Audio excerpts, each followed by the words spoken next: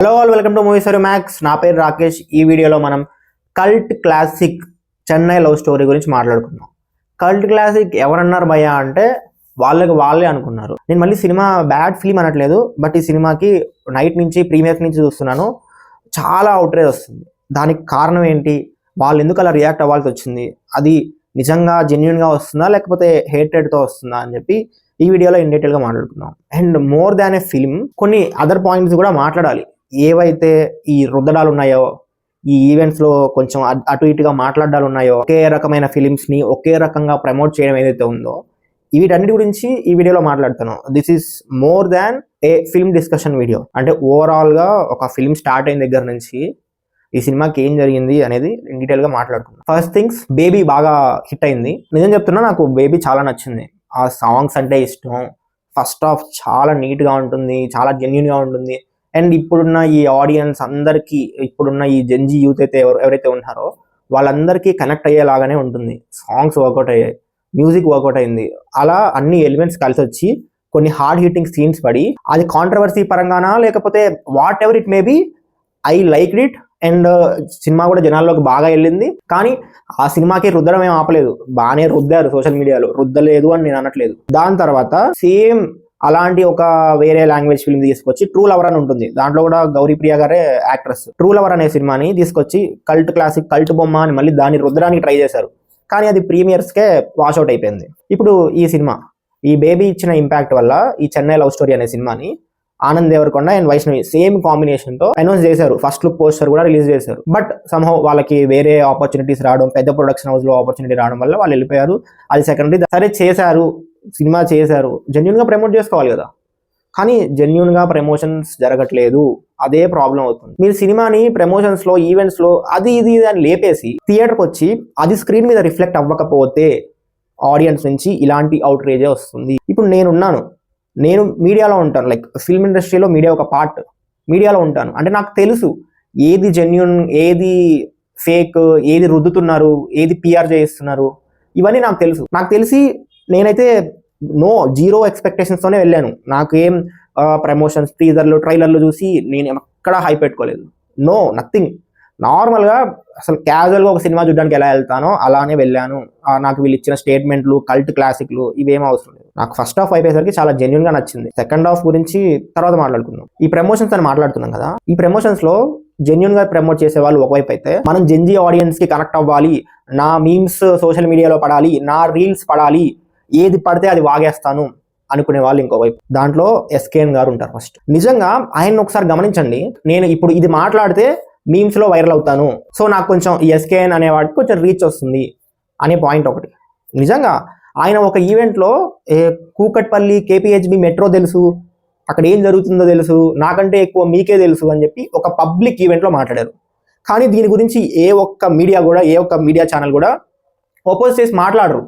ఎందుకంటే మాట్లాడితే ఏం జరుగుతుందో వాళ్ళందరికీ తెలుసు. చెప్తున్నాను, ఇది ఒక ఎగ్జాంపుల్ మాత్రమే. జెన్జీ, గంజీ, బెంజీ అని చెప్పి ఏదో ప్రాసలు మాట్లాడుతూ ఉంటారు. న్యాచురల్గా ఒక కౌంటర్ వేస్తే మనకి ఆ ఫీలింగ్ అర్థమైపోతుంది. కాదు, నేను వైరల్ అవ్వాలి. ఇప్పుడు అక్కడ ఒక ముగ్గురు కూర్చుంటే ఆ ముగ్గురులోనే నేనే హైలైట్ అవ్వాలి. ఇప్పుడు హీరో హీరోయిన్ ఆయన కూర్చున్నారు అనుకోండి, లేదు, నేనే హైలైట్ అవ్వాలి, నేనే హైలైట్ అయ్యి రీల్స్లోకి వెళ్ళాలి. ఆ ఇంటెన్షన్తో ప్రతిసారి ఏదో ఒకటి. సరే, అది ఆయన పర్సనల్ అనుకోండి, అది పక్కకు పెట్టేయండి. కానీ సినిమా గురించి ఈ స్టేట్మెంట్ ఉంటాయి చూసారా, కల్ట్ క్లాసిక్, కల్ట్ చూపిస్తాం, అది ఇది అని చెప్పి కొన్ని ఓవర్ ద టాప్ స్టేట్మెంట్స్ ఇస్తూ ఉంటారు.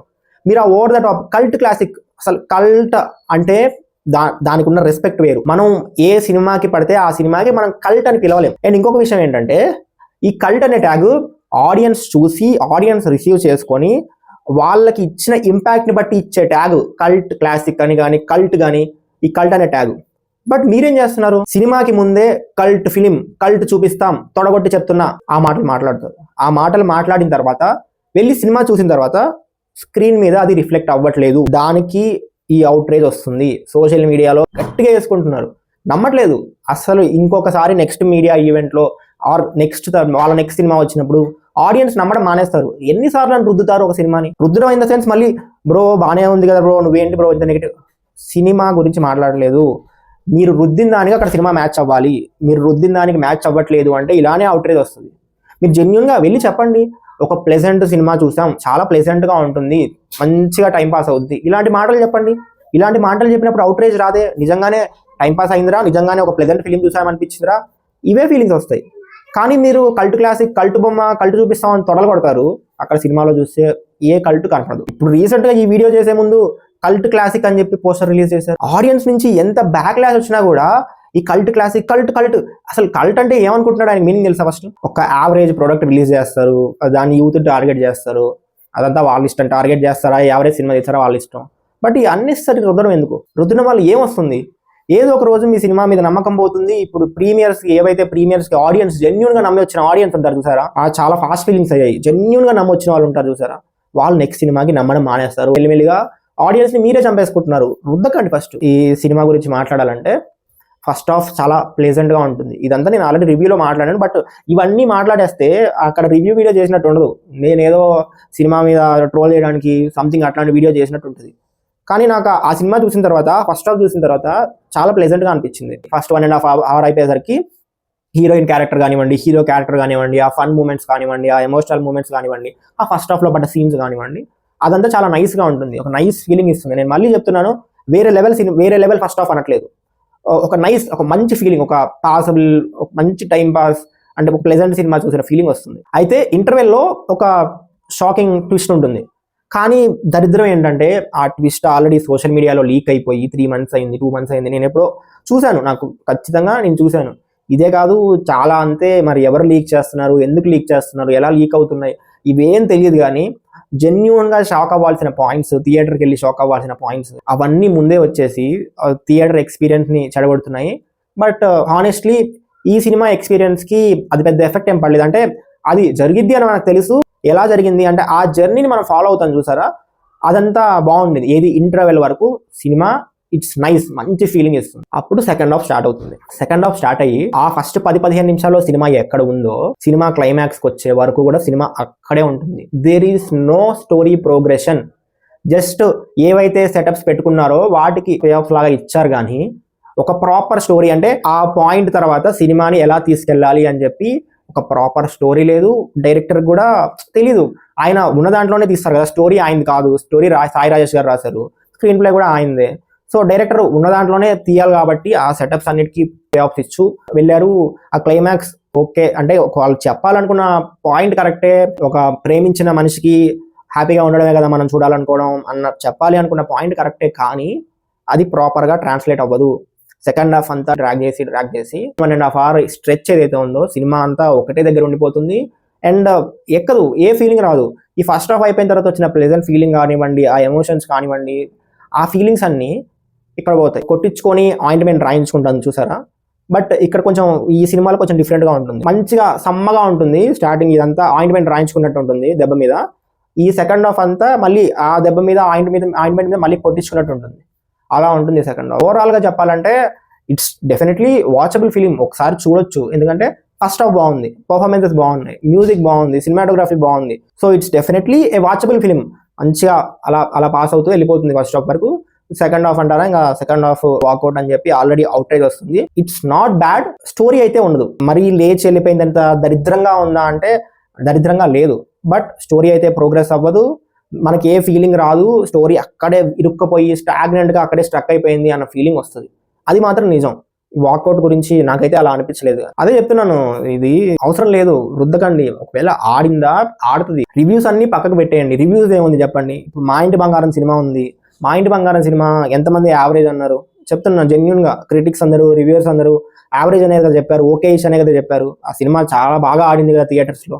ఆ తర్వాత లెనిన్ వచ్చింది కదా, లెనిన్ కూడా ఓకే, ఆయన పర్ఫామ్ బాగా చేశారు, average, above average or else decent, ఇదే కదా చెప్పారు సినిమా. ఆ సినిమా కూడా బాగానే పర్ఫామ్ చేసింది కదా బాక్స్ ఆఫీస్ దగ్గర. మరి ఎందుకు ఇలా ఆడియన్స్ డిసైడ్ చేయాల్సిన ఫేట్ని వీళ్ళు మేకర్స్ ఎందుకు ఇలా రుద్దాలని ట్రై చేస్తున్నారో నాకు నిజంగా అర్థం కావట్లేదు. And this is not the first film. Most of the ఫిలిమ్స్కి వాళ్ళ సైడ్ నుంచి ఇదే జరుగుతూ వస్తుంది. అది ఎందుకు జరుగుతుంది? వాళ్ళు ఎందుకు రియలైజ్ అవ్వలేకపోతున్నారు? ఎప్పుడు రియలైజ్ అవుతారు? మీరు రియలైజ్ అయ్యే టైంకి ఆడియన్స్ మీ సినిమాలు నమ్మడం మానేస్తారు. అప్పుడు ఏం చేస్తారు? అప్పుడు ఎవరిని క్వశ్చన్ చేస్తారు? మీరు అప్పుడు ఎన్ని రివ్యూలు వేయించినా, ఎన్ని సోషల్ మీడియా పోస్టులు వేయించినా, ఎంత రుద్దిచ్చినా యూస్ ఉండదు కదా, ప్రాపర్ యూస్ ఉండదు కదా. మరి అది హీరో గారి దగ్గర నుంచి జరుగుతుందా లేకపోతే ప్రొడక్షన్ సైడ్ నుంచి జరుగుతుందా తెలియదు. కానీ ఈ మిస్టేక్స్ అన్నీ అవుతూ వస్తున్నాయి. అండ్ హీరో గారు అంటే గుర్తొచ్చింది. జెన్యూన్గా చెప్తున్నా, ఈ సినిమా హిట్ అయితే కిరణ్ అబ్బవరం గారికి హ్యాట్రిక్. నిజం చెప్పండి, హ్యాట్రిక్కా? మీరు హ్యాట్రిక్ అనుకుంటారు, ఎందుకంటే మీకు ఫస్ట్ ఈవెంట్ నుంచి హ్యాట్రిక్ అని చెప్పి రుద్దుతూ వచ్చారు. హ్యాట్రిక్ కాదు. కా అనే సినిమా తర్వాత మధ్యలో దిల్ రుబా అనే సినిమా వచ్చింది. ఆ దిల్ రుబా ఫస్ట్ డేనే వాష్అవుట్ అయింది. ఈ విషయం చాలా మందికి తెలీదు. చాలా మందికి దిల్ రుబా అనే సినిమా ఉంది అని కూడా గుర్తులేదు. ఆ గుర్తు లేదు కాబట్టి ఆ సినిమాని పక్కకి తోసేసి K ramp, Chennai love story, hattrick అని చెప్పే ప్రయత్నం చేస్తున్నారు. అట్లీస్ట్ మన ఫిల్మోగ్రఫీకి అయినా మనం జెన్యూన్ గా ఉండాలి కదా. ఒక యాక్టర్ గా మనం జెన్యూన్ గా ఉండాలి కదా. మనకు తెలుసు కదా సినిమాలు ఎప్పుడు రిలీజ్ అయ్యాయి, ఏ సినిమా ఎప్పుడు హిట్ అయింది, దాని తర్వాత ఏది ఫ్లాప్ అయింది, మనకి హ్యాట్రికా కాదా, నిజంగా బ్లాక్ బస్టర్ అయినా, ఇవన్నీ మనకు తెలుసు కదా. తెలిసినప్పుడు ఎందుకు మన సినిమాని మనం జెన్యూన్ గా తీసుకోలేనప్పుడు, మన రిజల్ట్ మనం తీసుకోలేనప్పుడు ఎందుకు? నేనేం తప్పుగా మాట్లాడట్లేదు. మీరు వెళ్ళి కిరణ్ అబ్బవరం ఫిల్మోగ్రఫీ అని కొట్టండి.